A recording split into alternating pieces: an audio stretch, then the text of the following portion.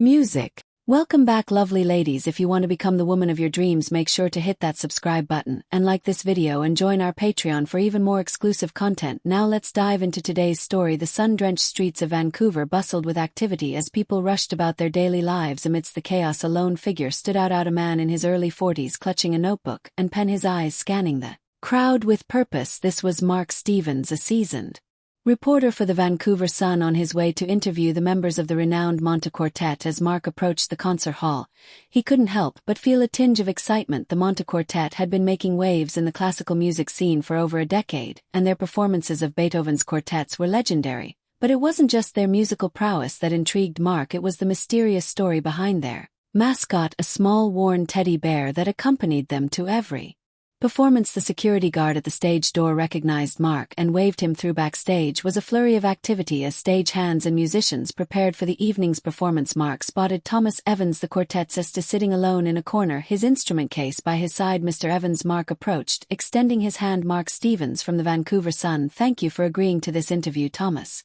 looked up, a warm smile spreading across his face. Please call me Thomas, it's a pleasure to meet you, Mark. Shall we find a quieter spot? They made their way to a small dressing room, closing the door behind them to muffle the chaos outside. As they settled into their seats, Mark's gaze was drawn to the teddy bear perched atop Thomas's cello case. I see you've noticed our little mascot, Thomas chuckled, following Mark's line of sight. I suppose that's what you're here to ask about. Mark nodded, leaning forward eagerly. The story behind that bear has been a topic of speculation for years. I was hoping you could finally shed some light on it. Thomas's eyes twinkled with a mix of nostalgia and mischief. Well, Mark, you're in for quite a tale. It all started about 10 years ago, right here in Vancouver. As Thomas began his story, Mark found himself transported back in time to a night that would change the lives of not just the Montecarel but a mother and child who would leave an indelible mark on their hearts. The Orem Theatre was packed to the brim, the air thick with anticipation. It was the Montpelier Quartet's debut performance in Vancouver, and the pressure was palpable as Thomas peeked through the curtains. His eyes were drawn to the front row where a woman and her daughter sat, their excitement evident even from a distance. The girl couldn't have been more than 10 or 11, her blonde hair tied back in a neat ponytail. What struck Thomas most was the intensity in her eyes, a look of pure passion and adoration for the music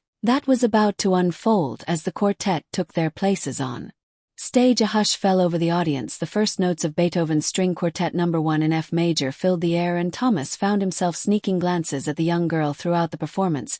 Her face was a canvas of emotions, reflecting every nuance of the music. When the final notes faded away, she was the first to leap to her feet, her applause echoing through the hall. That night was magical, Thomas mused, his eyes distant with a memory. We played our hearts out, but it was that little girl's reaction that truly made it special. Mark nodded, scribbling furiously in his notebook. Did you see them again after that night? Thomas's face lit up. Oh yes, they became regulars at our performances. We never spoke, but there was this unspoken connection. The girl's enthusiasm never wavered, and it became a source of inspiration for all of us. As Thomas continued his tale, Mark found himself drawn deeper into the story, captivated by the unexpected turns it would take. Meanwhile, across town in a modest suburban home, another story was unfolding, one that would intertwine with the quartets in ways no one could have imagined. Kathy Miller stood in the doorway of her son's room, watching with a mixture of pride and wistfulness as John practiced his cello at 18. John was the spitting image of his father, tall, lean, with a mop of unruly blonde hair that fell into his eyes as he played. As the last notes of Bach's Cello Suite No. 1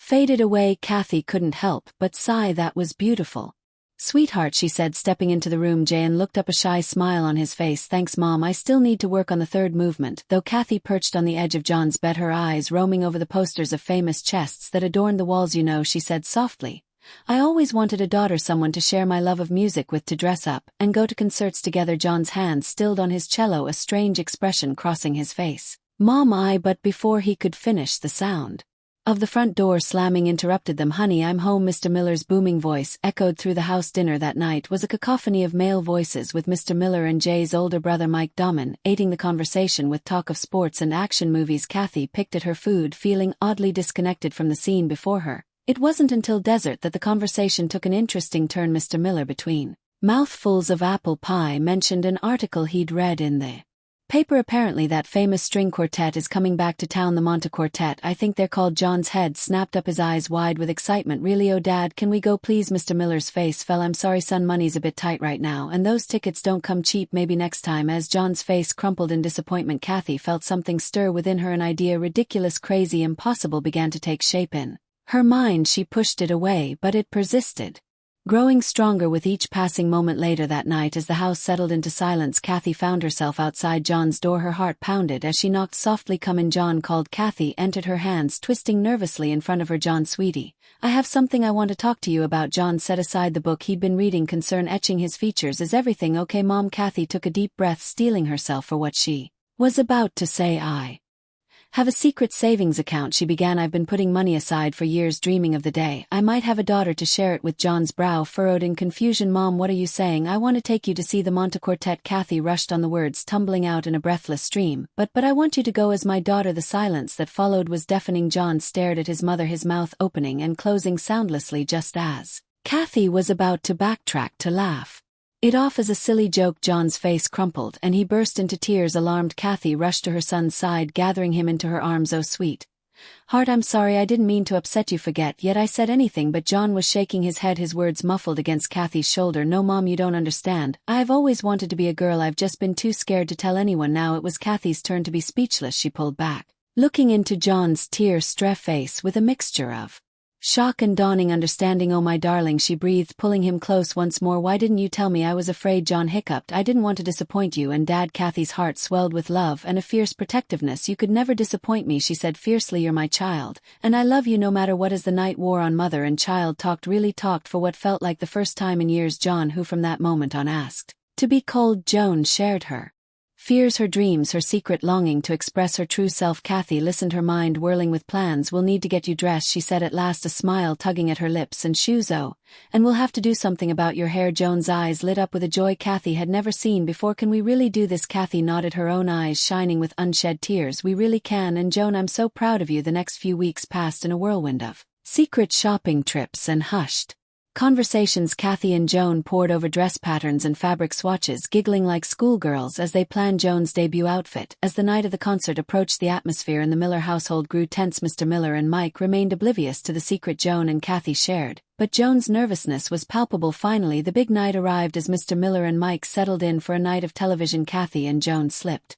out the back door, a garment bag slung over Kathy's arm. They checked into a small hotel near the concert hall where Joan would have the privacy to transform. As Kathy helped her child into the carefully chosen dress, a modest but elegant blue number that brought out the color of Joan's eyes, she felt a lump form in her throat. "You look beautiful," Kathy whispered as Joan twirled in front of the mirror. Joan's eyes filled with tears. "I feel like myself for the first time in my life," she said softly as they made their way to the Orem Theatre. Joan's nervousness returned full force. "What if someone recognizes me?" she fretted, tugging at the wig Kathy had painstakingly styled. Kathy squeezed her hand reassuringly. "No one's going to be looking that closely, sweetheart. Just enjoy the music." As they took their seats in the front row, Joan's anxiety melted away, replaced by a sense of wonder. When the Montpellier Quartet took the stage, she leaned forward, eagerly drinking in every note of Beethoven's sublime music. Thomas, tuning his cello, couldn't help but notice the blonde girl in the front row, her face alight with joy. There was something familiar about her, but he couldn't quite place it. As the music swelled and soared, Joan felt herself transported. She closed her eyes, letting the harmonies wash over her, feeling truly at peace for the first time in her life. When the final notes faded away, Joan was on her feet. In an instant, her applause thunderous. The quartet, touched by her enthusiasm, smiled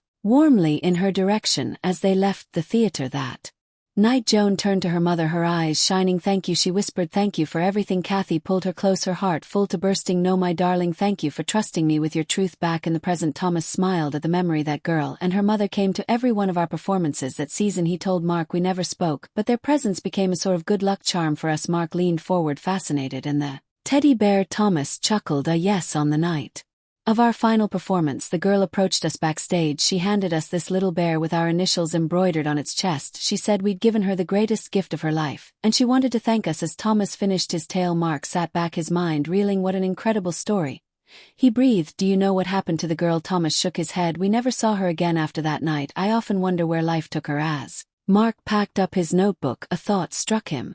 "Thomas, would you mind if I wrote about this? It's such a beautiful story of music and connection." Thomas smiled warmly. "I'd be honored. Music has the power to transform lives in ways we can't always see. If sharing our story can touch even one person, it will have been worth it." As Mark left the concert hall that evening, his head was spinning with a tale he just heard. Little did he know that across town, in a cozy apartment filled with the soft strains of Beethoven, Joan Miller was preparing caring For her own performance, her first as a professional chist, she paused in her practice, her gaze falling on a framed photo on her music stand. In it, a young blonde girl stood with her mother, both beaming with joy, the Orpheum Theatre visible in the background. Joan smiled, running her fingers over the smooth wood of her cello. The Mono Quartet had given her more than just beautiful music that night. So long ago they had given her the courage to be herself, to pursue her dreams, to live authentically. As she raised her bow once more, Joan sent a silent thank you to the 4 musicians who had changed her life, never knowing the profound impact they'd had. The rich tones of her cello filled the room, a testament to the enduring power of music to connect, inspire, and transform. In the years that followed, Mark's article about the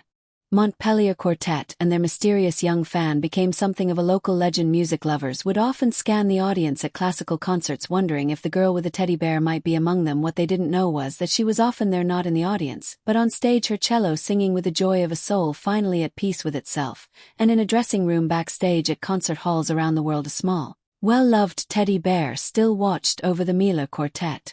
A silent reminder of the night when music had bridged the gap between 2 souls yearning for connection and helped a young person find the courage to be true to themselves. As for Kathy and Joan, their bond grew stronger with each passing year. The secret they shared had transformed their relationship, turning them not just into mother and child, but into the best of friends. They still attended concerts together, 2 blonde heads bent close, sharing whispered observations and stifled giggles. Mr. Miller and Mike eventually learned the truth, and while the adjustment wasn't always easy, the family emerged stronger for it. Joan's talent with the cello blossomed, nurtured by the unwavering support of her mother, and the inspiration she'd drawn from that long-ago performance. Thomas Evans never forgot the girl with the teddy bear, though he never learned her true identity. Sometimes when he played a particularly moving passage, he would think of her shining eyes and feel that same spark of connection that had touched him all those years ago. And so the legacy of that night lived on in the music that continued to touch hearts, in the bonds that had been forged in strength renewed, and in the courage of those who dared to be true to themselves no matter the cost. As the years passed, the story of the Monte Quartet and their young fan became a cherished part of Vancouver's musical lore. It served as a reminder that music has the power not just to entertain,